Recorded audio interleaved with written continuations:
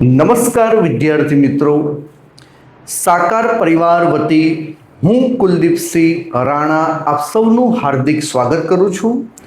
વિદ્યાર્થી મિત્રો, સામાજિક વિજ્ઞાન કહેતા કે સોશિયલ સાયન્સ વિષયમાં આજે આપણે પ્રકરણ 1 જે ભારતનો વારસો જે છે તે વિશે આપણે અભ્યાસ કરવાના છે. ભારતનો વારસો, જેને ઇંગ્લિશમાં હેરિટેજ ઓફ ઇન્ડિયા કહેવાય છે, એના વિષય ઉપર આજે આપણે અભ્યાસ કરવાનો છે. પહેલું જ ચેપ્ટર છે ધોરણ 10નું ઇતિહાસ વિભાગનું, જેને આપણે વ્યવસ્થિત સારી રીતે આપણે સમજવાનો પ્રયત્ન કરવાનો છે. અને આ વિડીયોના માધ્યમથી હું તમને ચોક્કસ ગેરંટી આપું છું, તમારું સામાજિક વિજ્ઞાન વિષય સરળ થઈ જશે. તો આવો આપણે આજે શરૂઆત કરીએ છીએ.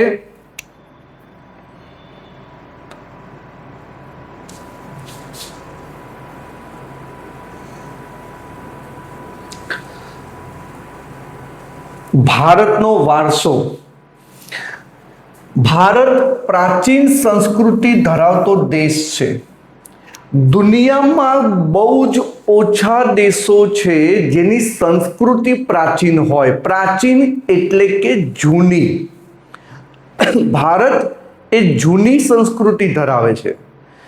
દુનિયામાં મિસ્ર, સુમેર, બેબોલોન, ગ્રીક, ચીન અમુક હાથના વેઢે ગણી શકાય એટલા જ દેશોની પ્રાચીન સંસ્કૃતિ હતી. એમાં ભારતની પણ એમાં ગણના થાય છે. ભારત એક પ્રાચીન સંસ્કૃતિ ધરાવતો દેશ છે. ભારતના પ્રાચીન ગ્રંથ વિષ્ણુ પુરાણમાં ભારત વિશે શું કહેવાયું છે એના વિશે આપણે જરા જોઈએ. ઉત્તર યત સમુદ્રસ્ય હિમાંદ્રસ્ય દક્ષિણમ વર્ષ તદ ભારત નામ ભારતી યત્ર સંતતિ. હવે આ તો સંસ્કૃતમાં થયું, એનું ગુજરાતી શું તેના વિશે આપણે જોઈએ. અહીંયા એમ કે છે સમુદ્રની ઉત્તરે. સમુદ્રની ઉત્તરે, આ સમુદ્ર આપણે જોઈએ છે, ભારતની ત્રણેય બાજુથી સમુદ્ર છે. સમુદ્રની ઉત્તરે અને હિમાલયની દક્ષિણે. ઉત્તરમાં હિમાલય આવ્યું છે, બરાબર. અહીંયા હિમાલયની પર્વતમાળા છે. ઉત્તરમાં હિમાલય અને દક્ષિણમાં સમુદ્ર. સમુદ્રની ઉત્તરે હિમાલય, હિમાલયની દક્ષિણે સમુદ્ર, બરાબર. એ આવેલ સ્થળનું નામ ભારત વર્ષ છે, જેના સંતાનો ભારતીય છે. વિદ્યાર્થી મિત્રો, આ શબ્દનો ઉલ્લેખ આજથી હજારો વર્ષ પહેલા વિષ્ણુ પુરાણ નામના ગ્રંથમાં થયેલો છે. એનાથી મોટો પુરાવો શું હોઈ શકે કે ભારત કેટલું પ્રાચીન હતું. અને ભારત શબ્દનો ઉલ્લેખ પણ એ હજારો વર્ષ પહેલાના ગ્રંથમાં પણ થયેલ છે. ભારતમાં શુભ કાર્યના પ્રારંભે લેવાતા સંકલ્પો. આપણે શુભ કાર્ય કંઈ પણ કરીએ છીએ, લગ્ન પ્રસંગ હોય, વાસ્તુ હોય, હવન હોય, કથા હોય, અથવા અન્ય કોઈ પણ શુભ કાર્ય હોય, શુભ મુહૂર્ત હોય, ત્યારે શુભ કાર્યમાં જે શબ્દ બોલાય છે એમાં શબ્દ આવે છે ભારત વર્ષ, ભરતખંડ, જંબુદ્વીપ, આર્યવ્રત. આવા શબ્દનો ઉલ્લેખ આપણે સાંભળીએ છીએ. આ શબ્દ આજથી હજારો વર્ષો પહેલા બોલાયેલા શબ્દો છે, જે આજે પણ બોલાય છે, જેને આપણે શું કહીએ છીએ? વારસો.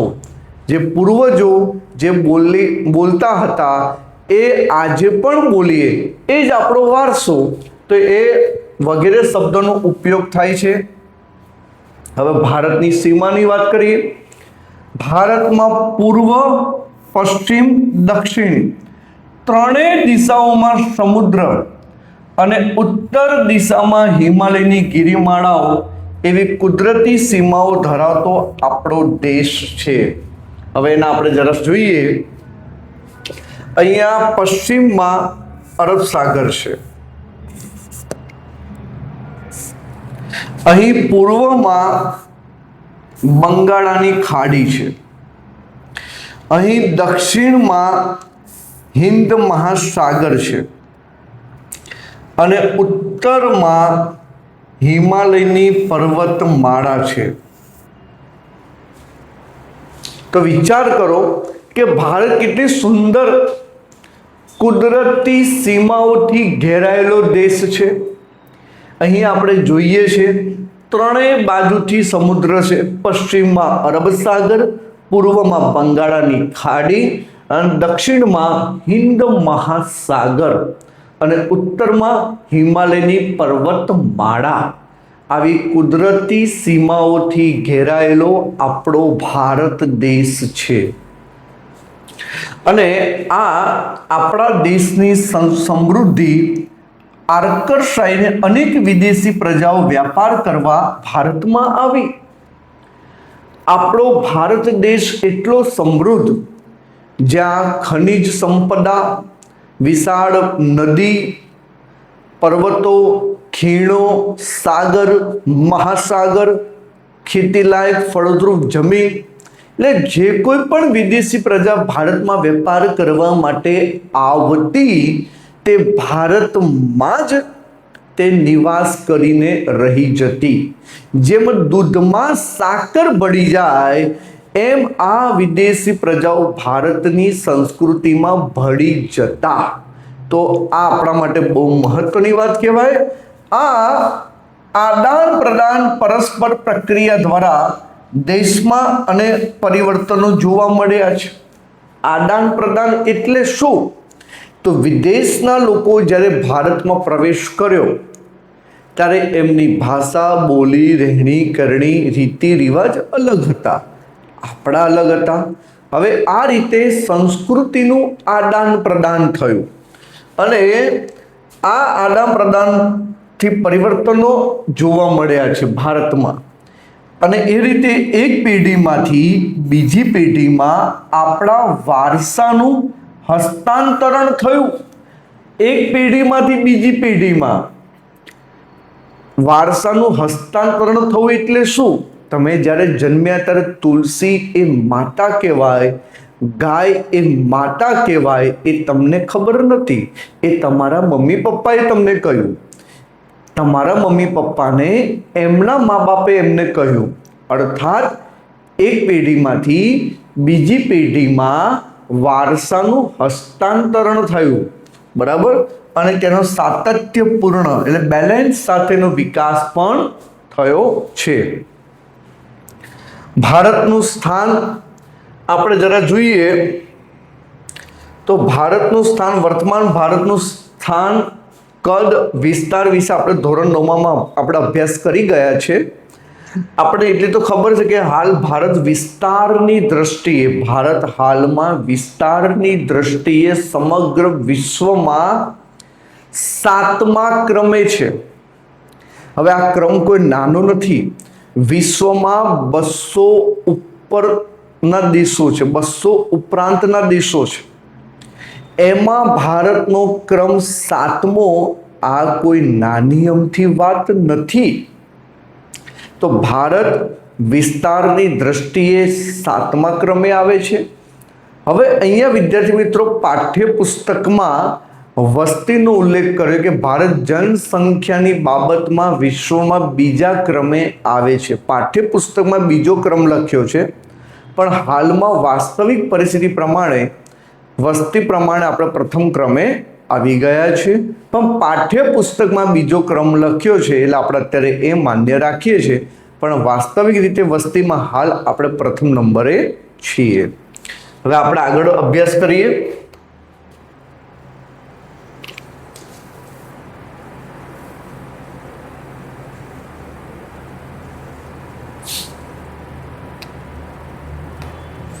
વિદ્યાર્થી મિત્રો, વૈવિધ્ય સભર વારસો, વૈવિધ્ય એટલે વિવિધતા વાળો, ડાયવર્સિટી ઓફ હેરિટેજ, વારસામાં પણ વિવિધતા જોવા મળે છે. અને એ વિષય પર આપણે હવે જોઈએ તો ભારત ભૂમિએ, ભારતની જે ભૂમિ છે જેના પર આપણે સૌ નિવાસ કરીએ છીએ, આપણે સૌ રહીએ છીએ, ભારત ભૂમિએ આપણને અને વિશ્વને, આપણને અને વિશ્વને સમૃદ્ધ અને વૈવિધ્યસભર વારસો આપ્યો છે. સમૃદ્ધ અને વૈવિધ્ય એટલે વિવિધતા વાળો વારસો આપ્યો છે. ભારતીય સંસ્કૃતિ શાંતિપ્રિય વેપારી રહી છે. સૌથી પહેલા કે ભારતનો જે વારસો જે આપણને પ્રાપ્ત થયો છે એ આપણને અને વિશ્વને વિવિધતાવાળો વારસો આપ્યો છે. એક ઉદાહરણ દ્વારા સમજો કે આજે આખા વિશ્વમાં ગણિત દ્વારા તમામ ગણતરી થાય છે. એ ગણિતની શોધ જ ભારતે કરી છે. અહીંથી જ વિશ્વમાં ગયું છે. યોગ ભારતથી જ વિશ્વમાં ગયું છે. અર્થાત કે ભારતની ભૂમિએ આપણને અને વિશ્વને સમૃદ્ધ અને વૈવિધ્યસભર વારસો આપ્યો છે.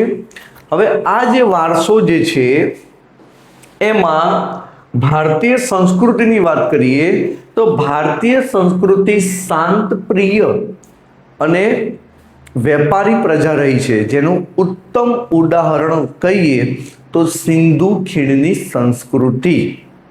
સિંધુ ખીણની સંસ્કૃતિ એ આજથી 5000 વર્ષ જૂની સભ્યતા, જેના હડપ્પા અને મોહેન્જો-દડોની સભ્યતા કે સંસ્કૃતિ પણ કહીએ છીએ. આ સંસ્કૃતિમાં ક્યાંય પણ યુદ્ધના માટેના હથિયારો, શસ્ત્રો મળતા નથી. આખી પ્રજા વેપારી પ્રજા હતી, જે વેપાર કરતી હતી અને શાંત પ્રિય હતી. તો ભારતનું એક લક્ષણ છે, ભારતની પ્રજા શાંત પ્રિય અને વેપારી રહી છે. ભારતની સંસ્કૃતિમાં સતચિત આનંદનો અનુભવ પ્રાપ્ત થાય છે. આપણી સંસ્કૃતિ એટલી મહાન છે કે આપણા મન, શરીર અને આત્માને આનંદ પમાડે છે. અને એ આનંદ જે છે એ સાહજિક આપણને પ્રાપ્ત થાય છે, કારણ કે આપણે ભારતમાં નિવાસ કરીએ છીએ. ઘણા લોકો વિદેશમાં જાય છે, ત્યાં ગયા પછી ભારતને વધુ યાદ કરે છે, કારણ કે આપણી સંસ્કૃતિ એટલી મહાન છે. આ ઉપરાંત અહીં આવીને વસેલી ભિન્ન ભિન્ન સંસ્કૃતિ સાથેના આદાન પ્રદાન થકી ભારતીય સંસ્કૃતિ સમૃદ્ધ બની. વિદેશી પ્રજાઓ ભારતમાં આવી અને સંસ્કૃતિનું આદાન પ્રદાન થયું. તેમને ઘણી વસ્તુઓ આપણી સ્વીકારી, આપણે ઘણી બાબતો એમની સ્વીકારી. આ રીતે સંસ્કૃતિનું આદાન પ્રદાન થયું અને તેમણે અપનાવેલા અહિંસા અને શાંતિના મૂલ્યોની આજે વિશ્વભરમાં પ્રશંસા અને સ્વીકાર થયો છે. ભારતનો 2 બાબતનો સ્વીકાર થયો છે, એક અહિંસા અને શાંતિ. જે આપણે અત્યારે જોઈએ છે કે વિશ્વની અંદર અહિંસાના, શાંતિના મૂલ્યો આજે પણ લોકોએ સ્વીકાર્યા છે. એનું ઉત્તમ ઉદાહરણ કહીએ તો ગાંધીજીનો જન્મ 2 ઓક્ટોબરે આવે છે. આ 2 ઓક્ટોબરના દિવસે આપણે વિશ્વ અહિંસા દિન તરીકે આપણે ઉજવીએ છીએ. બરાબર, એ એના મોટું ઉદાહરણ છે. સિંધુ ખીણની સંસ્કૃતિના લોકોથી શરૂ કરીને આજ દિન સુધીના લોકોએ ભારતને પોતાની આવડત, બુદ્ધિ, શક્તિ અને કલા કૌશલ્ય દ્વારા સમૃદ્ધ બનાવ્યું છે. બરાબર, સિંધુ ખીણની સંસ્કૃતિથી શરૂ કરીને આજ દિન સુધી, સિંધુ ખીણની સંસ્કૃતિ 5000 વર્ષ જૂની છે. ત્યારથી શરૂ કરીને આજ દિન સુધી આપણા ભવ્ય વારસાને આપણે આવડત, બુદ્ધિ, શક્તિ, કલા કૌશલ્ય દ્વારા આપણે એને સમૃદ્ધ બનાવ્યું છે. એટલે ભારત પાસે જે બુદ્ધિ, કલા, કૌશલ્ય, આવડત છે એના માધ્યમથી આપણી સંસ્કૃતિને આપણે ઉજ્જવળ બનાવી છે અને સમૃદ્ધ બનાવી છે. ભારતના ભવ્ય વારસાના નિર્માણ અને ઘડતર માટે અનેક ઋષિ મુનિઓ ભારતના વારસાના ઘડતરમાં અને તેના નિર્માણમાં અનેક લોકોનો ફાળો રહ્યો છે. તો આપણે વાત કરીએ તેમાં કોણ? એક તો ઋષિ મુનિઓ, સંતો, વિદુષીઓ, વિદ્વાનો, ચિંતકો, કલાકારો, કારીગરો, વૈજ્ઞાનિકો, સંશોધકો, સાહિત્યકારો, શિક્ષણ શાસ્ત્રીઓ, રાજનીતિજ્ઞો, ઇતિહાસકારો, સમાજ સુધારકો વગેરેનો અગત્યનો ફાળો રહ્યો છે. આપણે અહીંયા ફોટામાં પણ જોઈ શકીએ છીએ કે ઋષિ મુનિઓ, સંતો પણ આપણે અહીંયા જોવા મળે છે, બરાબર, જેમનો ફાળો રહ્યો છે. કબીર જોવા મળે છે, ગુરુ નાનક જોવા મળે છે, વાલ્મીકી જોવા મળે, મીરાબાઈ જોવા મળે છે. એ ઉપરાંત વિદુષીઓ જે પોતાના જ્ઞાન થકી પોતે ભારતને સમૃદ્ધ બનાવ્યું. એવી રીતે વૈજ્ઞાનિકોમાં આર્યભટ્ટ છે, બરાબર, સીવી રમન છે, બરાબર, વિક્રમ સારાભાઈ છે, હોમી ભાભા છે. એમણે કલાકારો, બરાબર, એવી રીતે શિક્ષણ શાસ્ત્રીઓ, સમાજ સુધારકો, રાજારામ મોહન રાય, આ બધા આપણે જોઈએ છે કે આ બધાનો બહુ મોટો ફાળો રહ્યો છે ભારતની સંસ્કૃતિના વિકાસમાં, બરાબર. આ બધાના ધર્મ, શાસન શૈલી, ભાષા, કલા, ચિત્ર, બોલી, પહેરવેશ, રીતિ રિવાજો વગેરે પણ ભારતને મળ્યા. આ રીતે ભારતમાં ભાતીગળ સંસ્કૃતિનું નિર્માણ થયું. ભાતીગળ એટલે કલરફુલ સંસ્કૃતિનું નિર્માણ થયું.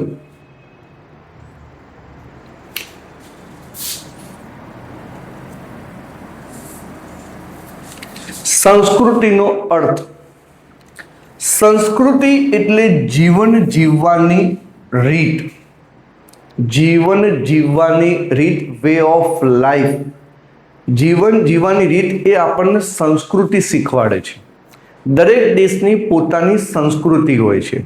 ભારત દેશની પોતાની સંસ્કૃતિ છે. પ્રિયમ વદ, પ્રિય બોલો, સત્યમ વદ, સત્ય બોલો, માતૃદેવો ભવ, માતાને દેવ સમાન જાણો, પિતૃદેવો ભવ, પિતાને દેવ સમાન જાણો, આચાર્ય દેવો ભવ, આચાર્યને દેવ સમાન જાણો, કહેતા કે ગુરુને દેવ સમાન જાણો. તો દરેક દેશની પોતાની સંસ્કૃતિ હોય છે. ભારત દેશની પોતાની આગવી સંસ્કૃતિ છે. તો એ આપણે જીવન જીવવાની રીત શીખવે છે સંસ્કૃતિ. દેશ કે સમાજમાં કાળક્રમે બદલાતા સંજોગો અનુસાર જનજીવનમાં આવતા પરિવર્તનો, સુધારા, સામાજિક નીતિ, રીતિ ઇત્યાદિ વગેરે ભિન્ન ભિન્ન સમાજોની સંસ્કૃતિઓ બને છે. હવે લોકો અલગ અલગ દેશમાંથી જનજીવન, ભારતનું જે જનજીવન છે, ભારતમાં જે પરિવર્તન, સુધારા જે કંઈ થયા છે, સામાજિક નીતિ, એ ભિન્ન ભિન્ન સંસ્કૃતિઓના, સમાજની સંસ્કૃતિઓથી આ બધું નિર્માણ થયું છે. સંસ્કૃતિ એટલે શું? મોઢે કરવાનું છે આપણે સૌએ. સંસ્કૃતિ એટલે શું? તમામ વિદ્યાર્થીઓએ મોઢે કરવાનું છે. સંસ્કૃતિ એટલે માનવ મનનું ખેડાણ. માનવ મનનું ખેડાણ એટલે મનનું ખેડાણ એટલે મનને ખેડવું, એટલે મનને સતત વિચારશીલ રાખવું. સિંધુ ખીણની સંસ્કૃતિથી લઈને આજ દિન સુધી આપણે આપણા મનનો જે સતત એનું ખેડાણ કરીને આપણા ભારતને આપણે સમૃદ્ધ બનાવ્યું છે. આપણી સંસ્કૃતિને આપણે સમૃદ્ધ બનાવી છે. તો માનવ મનનું ખેડાણ, તેમાં માનવ સમાજની ટેવો, મૂલ્યો, આચાર વિચાર, ધાર્મિક પરંપરાઓ, રહેણી કરણી અને જીવનને ઉચ્ચતમ ધ્યેય સુધી લઈ જતા આદર્શોનો સરવાળો એટલે સંસ્કૃતિ. સંસ્કૃતિ એટલે માનવ મનનું ખેડાણ, માનવ સમાજની ટેવો, મૂલ્યો, રહેણી કરણી, ધાર્મિક પરંપરાઓ આ તમામ આજે આપણી બધી બાબતો જોઈ એ તમામ બાબતોના જીવનને ઉચ્ચતમ ધ્યેય સુધી લઈ જતા આદર્શોનો સરવાળો એટલે સંસ્કૃતિ. આપણે સૌ મોઢે ખાસ કરી લેજો. ભારતીય સંસ્કૃતિનો વારસો એટલે આપણને આપણા પૂર્વજો તરફથી મળેલી અમૂલ્ય ભેટ. ખાસ તમામ વિદ્યાર્થીઓ મોઢે કરી લે. વારસો એટલે આપણને આપણા પૂર્વજો તરફથી મળેલી અમૂલ્ય ભેટ, જેને આપણે ઇંગ્લિશમાં હેરિટેજ ઓફ ઇન્ડિયા કહીએ છીએ. આ વારસો આપણને આપણા પૂર્વજો તરફથી મળ્યો છે. મેં હમણાં તમને ઉદાહરણ આપ્યું હતું કે જ્યારે આપણે જન્મ્યા ત્યારે સૂર્યને જળ ચડાવવું જોઈએ, સૂર્યદેવ કહેવાય એવી ખબર નથી. આપણા મા બાપે આપણને કહ્યું, એમને એમના માતા પિતાએ કહ્યું, એમને એમના માતા પિતાએ કહ્યું. તો વારસો જે છે એ પૂર્વજો તરફથી મળેલી ભેટ છે. બરાબર, આપણને આપણા પૂર્વજો તરફથી મળેલી ભેટ. ભારતનો ઇતિહાસ હજારો વર્ષ પુરાણો એટલે પ્રાચીન રહ્યો છે. શાળાકીય અભ્યાસક્રમમાં આપણે સૌ દૈનિક પ્રતિજ્ઞા સ્કૂલમાં પ્રતિજ્ઞા લેવડાવવામાં આવે છે. ભારત મારો દેશ છે, બધા ભારતીયો મારા ભાઈ બહેન છે, હું મારા દેશને ચાહું છું અને તેના સમૃદ્ધ અને વૈવિધ્યપૂર્ણ વારસાનો મને ગર્વ છે. આ પ્રતિજ્ઞા આપણે બોલીએ છીએ તો પ્રતિજ્ઞામાં પાઠ્યપુસ્તકના પ્રથમ પેજ પર પણ આપેલી છે પ્રતિજ્ઞા. તો પ્રતિજ્ઞા ઓથ જેને આપણે કહીએ છીએ એ આપણે બોલતા હોઈએ છીએ. તો એમાં આવે છે કે હું મારા દેશને ચાહું છું અને તેના સમૃદ્ધ અને વૈવિધ્યપૂર્ણ વારસાનો મને ગર્વ છે. તો આપણને ગર્વ હોવો જોઈએ. આપણા સમૃદ્ધ અને વૈવિધ્યપૂર્ણ વારસાનો 100% આપણને ગર્વ હોવો જોઈએ. આ સમૃદ્ધ વારસો જે આપણને પ્રાપ્ત થયો છે એ વારસાના 2 પ્રકાર છે.